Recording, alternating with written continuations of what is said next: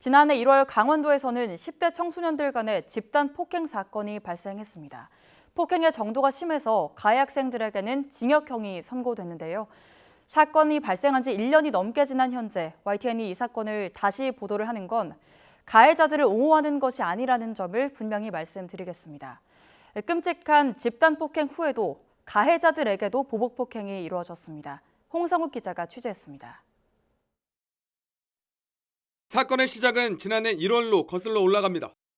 같은 지역에서 학교를 다닌 고등학생 A군과 중학생 B군, 우연히 SNS상에서 설전을 벌인 끝에 직접 만나기로 합니다. PC방에서 마주친 A군과 B군, A군이 B군 얼굴을 2차례 때립니다. 일행이 말리자 함께 밖으로 나가고 다시 계단을 내려가는 B군을 걷어찹니다. A군이 계단에 넘어진 B군에게 달려들자 이번엔 상황이 달라졌습니다.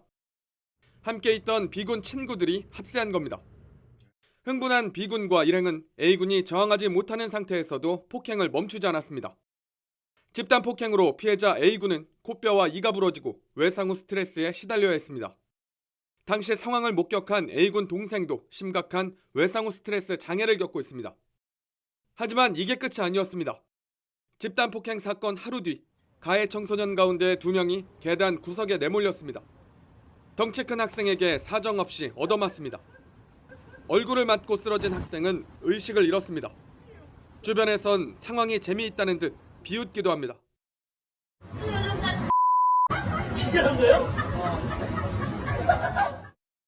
집단 폭행 가해자라는 이유로 지역 선배들에게 수시로 불려나가 보복 폭행을 당한 겁니다. 맞으면 합의해준다고 했었다고 자기는 그렇게 들었대요. 처음에. 그래서 문득 그 얘기한 게 기억이 났었어. 엄마 그쪽에서 합의해준대. 엄마 걱정하지 마. 이후 수사와 재판 과정에서 집단 폭행 가담 정도가 심한 B군 등 3명은 최대 징역 1년 8개월 실형을 선고받고 수감 중입니다. 가해자 부모들은 자녀 잘못을 인정합니다. 하지만 알려진 것처럼 어깨가 부딪혀 싸움이 시작됐다거나 피해자를 도망가지 못하게 엘리베이터와 계단으로 인원을 나눠 계획적인 폭행을 한 것은 아니라고 밝혔습니다.